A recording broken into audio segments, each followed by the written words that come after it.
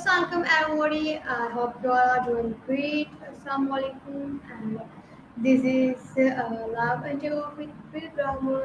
And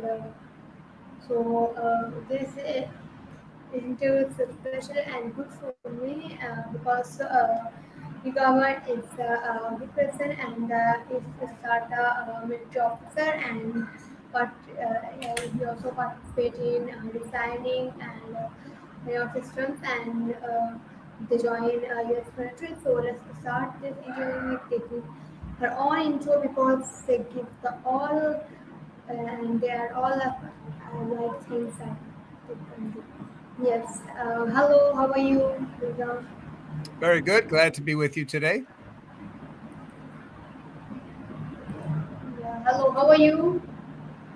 Very good. Glad to be with you today. Interesting. Yes. Can you please introduce yourself? Because what I do is always better when you explain me and the watching audience that why you and your Okay. questions. I'm an old guy, so I've had a lot of careers in my life. I began as a military officer dealing with large-scale projects that extended across many countries and continents.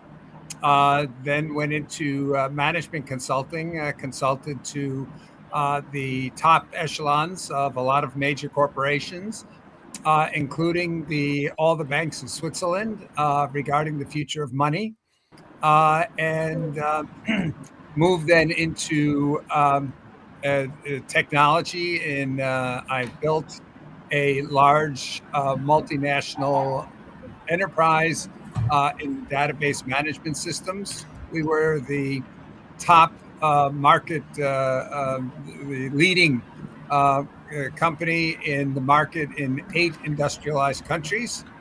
And then moved into education. I built and managed the course sequence for data management studies at a major university.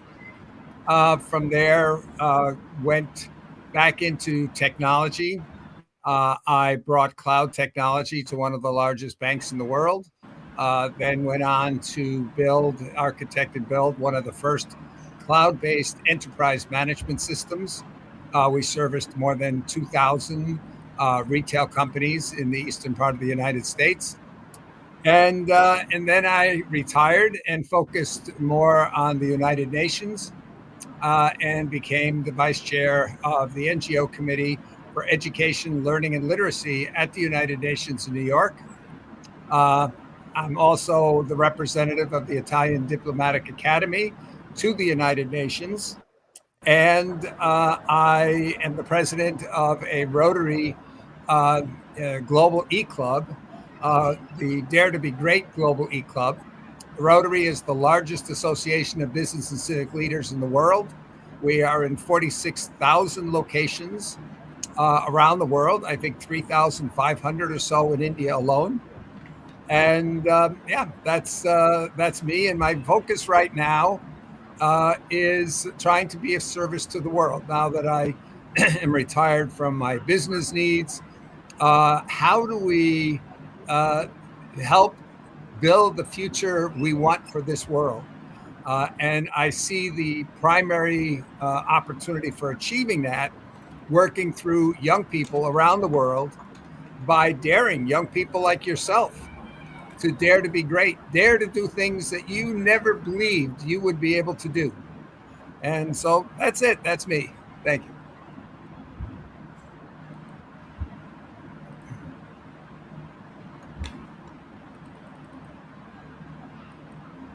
Okay, that's really great and interesting. That's really, really perfect. Okay, so let's go for the questions and answers. So yes, first of all, I have a question with you that how did your journey start as a military officer? Why I did didn't you understand. I didn't understand that. can you tell me how did your journey start as a military officer? I was drafted into the military. I did not complete college. I dropped out of college after only one semester because I thought it was going too slow. And but I did that in the 1960s when the Vietnamese War was going on, and so I was drafted into the military. Then they decided to make me an officer, and it was 8 years before I was able to get back out of the military. But I have to say, that military experience, forget the military aspect, the organizational aspect and the responsibilities. I was a 22-year-old captain that had responsibility. I was signed for over $23 million of equipment, and I had over 400 people under me. That is not a responsibility that someone at that age would normally be able to get within civilian life. So it taught me tremendous amounts about responsibility and about confidence in being able to take on missions that you're assigned, even if you don't know how to do them when you start off. This is one of the biggest things I try to advise young people today. When you go in school and you're talking to adults, they often tell you, don't bite off more than you can chew. Don't do things that you don't are not sure that you can be successful in. I say just the opposite. Set your goals high. Set your goals based on what's needed, not what you think you can do, because it's when you stretch to seek to find ways to do that you don't know how to do, that's when you grow the most. And so you learn here, if you start going and working on the biggest goals in the world, you will start to realize that you are able to come up with ideas. You know, there was Steve Jobs was the founder of Apple Computers, and he had a very important quote, and that was that those who are crazy enough to believe they can change the world are the ones who do. And we asked a lot of young people, some of them just a little older than you, why do you think he thought that? Why do you think he thought that only those people who were crazy enough to think they could change the world did it? And after thinking about it, those young people said, well, it's because people who don't think they can don't try. And if you don't try, you can't succeed. The only people who can succeed are the ones who try. And the ones who try are the ones who believe they can, even if they don't know how yet now, but when they apply themselves, they'll find ways. And Thomas Edison, who was the founder of the light bulb, he was known, most of the people at his age called him a failure because most of the experiments that he tried failed. And he said, no, no, no, no, that's not failure. I'm just eliminating all the ways that don't work. So the more I eliminate the ways that don't work, the closer I get to the way that will work. And that's how we ended up with the light bulb and many other inventions that he came up with. So the biggest thing is go out, make mistakes. Just don't make fatal mistakes, but go out and try things. You're, if I recall correctly, you're 11 years old, right? Is that correct? Yeah, I think you're 11 years old. So the thing about it is you know what? Go out there and pick a master's degree course from a university. You want to learn about quantum physics. You want to learn about business marketing. You want to learn about biology, some artificial intelligence, and make yourself an expert, a world-class expert in some subject, any subject. Go write a book on it. And you will see that you are capable of completing master's degree work, even a PhD, at the ages of 10, 11, 12, 13 years old. The only thing that stops you today is adults saying you need to do this and you need to do that. And they say you're not ready to go out and do the great things. But you are. The only thing that's stopping you is you're not trying them yet, but you can.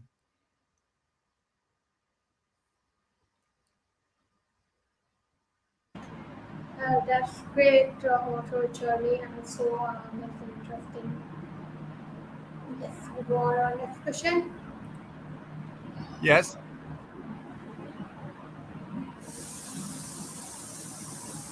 Okay, can you please tell me how did you move from the military to becoming a consultant? As I say, the military offered me great opportunities. I'm a troublemaker by nature. So when I see problems, I want to know why. And I discovered there were some problems with the military logistics that were worldwide. And so I started to study why, what was causing those problems. And what I learned was even as a young man, I could come up with big solutions that changed the situation for the U.S. military across many, many countries.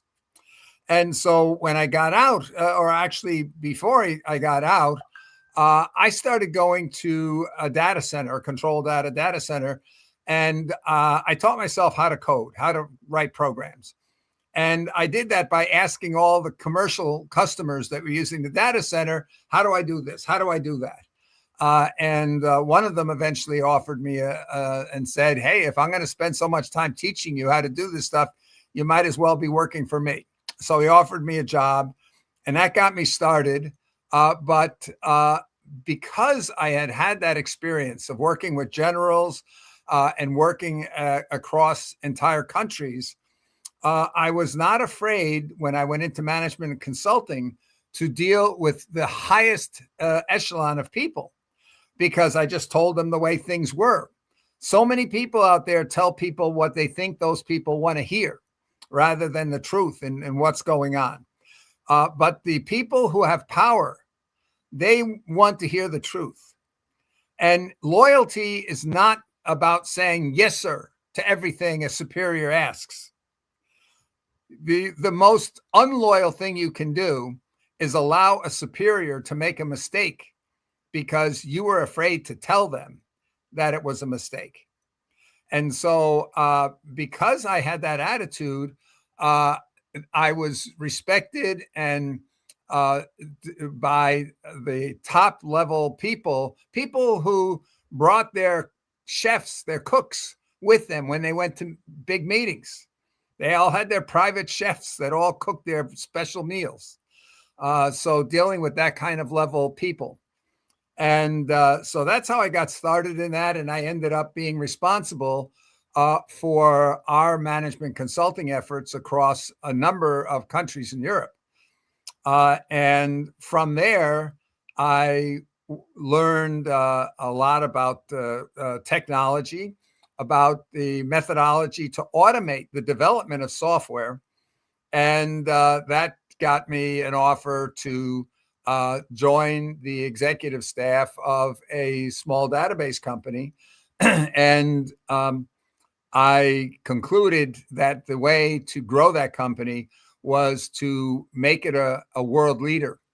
And so I arranged for us to be able to partner with the biggest companies in the software and consulting industries across many countries in Asia, Europe, and North America. And so we ended up being the market leader in many of those countries. So that's how my career progressed prior to getting involved with education. And once I got involved with education, and I realized the current education systems didn't work. And so I designed a number of youth motivation initiatives. In fact, I designed and implemented 3 initiatives that averaged 100,000 students across multiple countries. And so that got me into the field of education, which I still am heavily involved with today.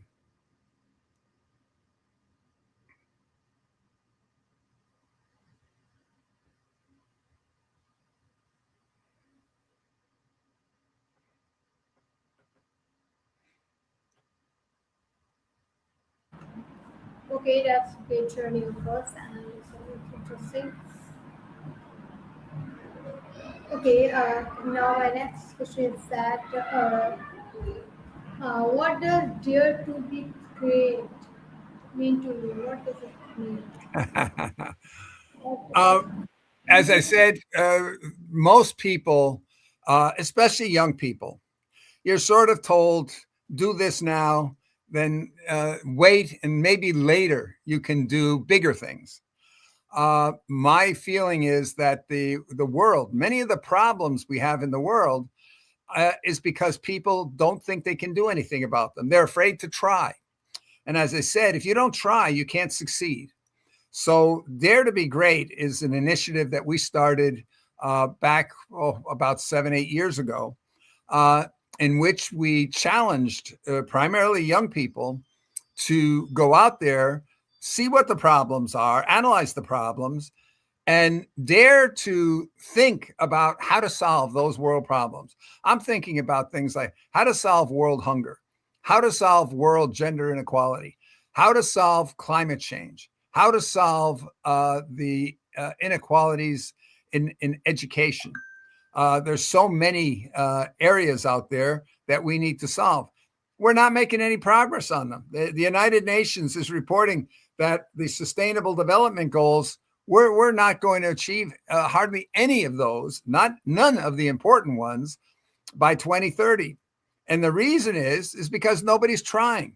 If you go out there and look and try to find the projects that have as their goal to achieve what the world needs relative to those problems, you can't find the projects. Nobody's trying. Almost all the efforts in the world are going into how to help the victims of the consequences of the problems, but nobody is going and saying, how do we solve the causes of the problems? And we're challenging young people. We actually are working on a competition to challenge students in secondary schools to build teams and to compete to see which team can come up with the most outrageously audacious solution idea to a major world problem. Because it's only when you sit down and try to start thinking, how do we solve world hunger for the whole world, not just for one community, that you may come up with solutions.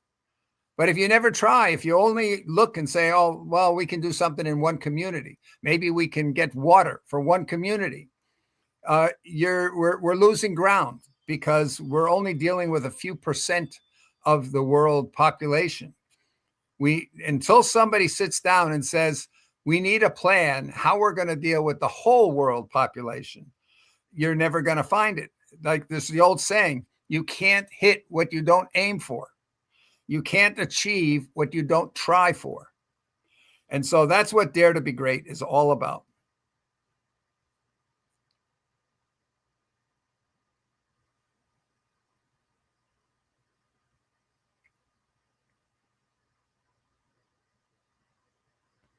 Okay, that's really great answer. Understood.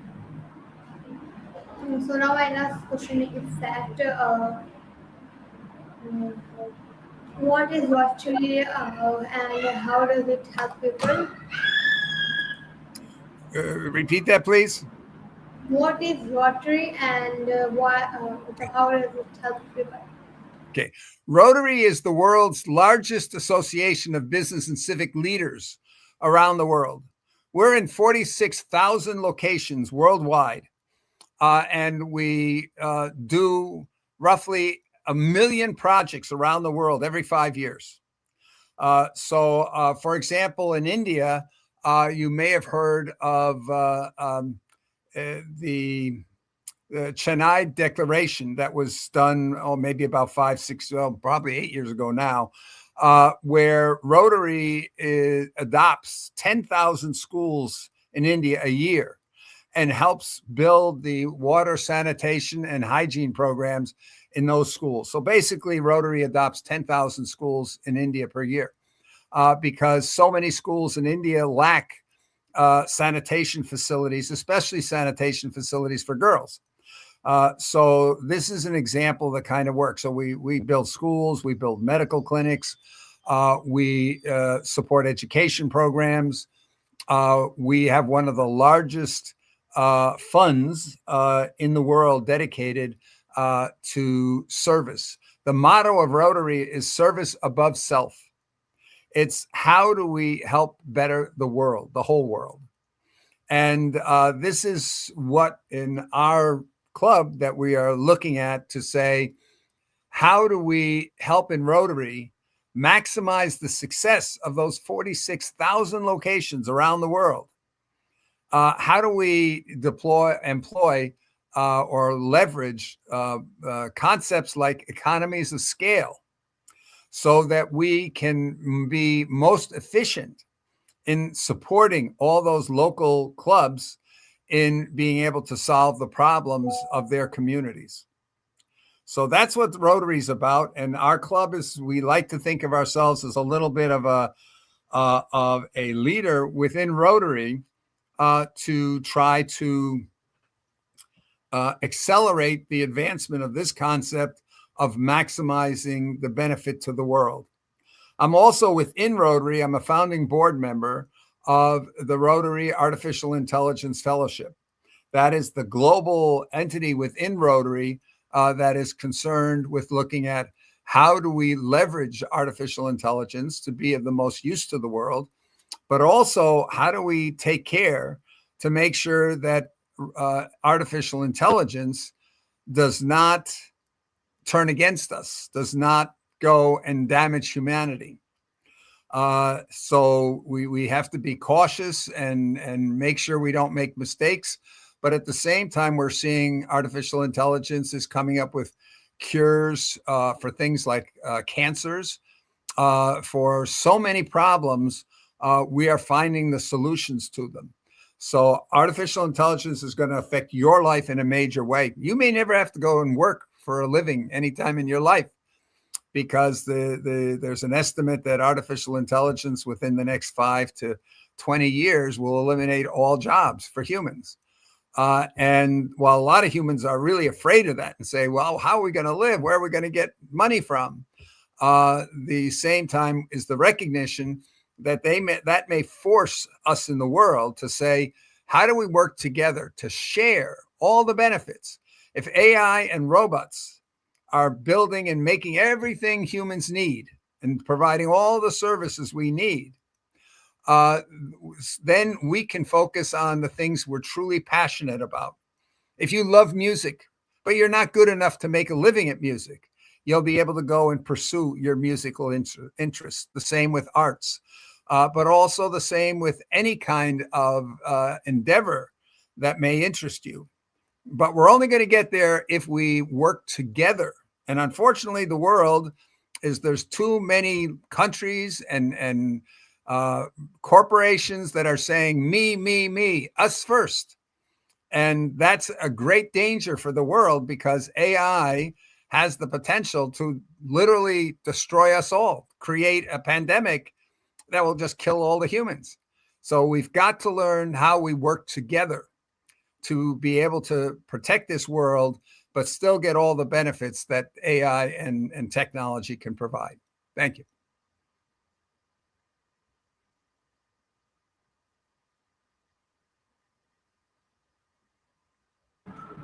Okay, thank you so much for the answer and thank you so much again. So last, can you give the advice that can help your participants? Well, my key advice to, let's say, somebody like yourself is dare to be great. Dare to go out there and do all the things that everybody said, you can't do that. You're only 11 years old. Who do you think you are? We had a 10-year-old girl in Iowa in the United States when Hurricane Katrina hit in New Orleans back around 2007. And that girl was, she saw the suffering on TV of the people in that area. And she got her 10-year-old friends together and they said, we're going to do something about this. We're going to raise money to help the victims of Katrina. And they set a goal to raise $1 million. And all the adults laughed at them. What? You're 10 years old. You can't raise $1 million. And they said, yes, we can. We're going to do it by this date.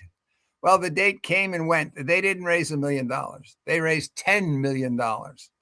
And so she's on all the TV talk shows then, and she keeps saying the same thing. What's all this fuss about? Any random kid could have done it. You just got to try. So to prove her point, she went home and she raised $10 million again for other causes. With another girl, 9 years old, in England, who her teacher told her about all the children who die every few minutes because of hunger around the world. And she decided to do something about it. So she created a blog. She raised enough money in a short time that she was able to take 10,000 children off the streets in sub-Saharan Africa, mostly orphan children, and get them into schools and pay and be able to provide food for those 10,000 students for an entire year. She basically adopted a 9-year-old girl, basically adopted 10,000 children and provided them with food for a year. So it's all about just daring to do it, daring to try. Go, as I said, become a top world expert in anything you want. Go and write a book. Show the world what you're capable of. Go out there and identify the biggest problem you can see in your where you live or anywhere in the world, and come up and bring people together and figure out how you could solve that problem. That's my number one advice. That will give you fulfillment in life, give you purpose in life, and your confidence just by thinking about it, thinking how could you, will raise your confidence. And as your confidence goes up, you'll realize that you don't have to be afraid of anything. You can take on any challenge. That's my advice to you.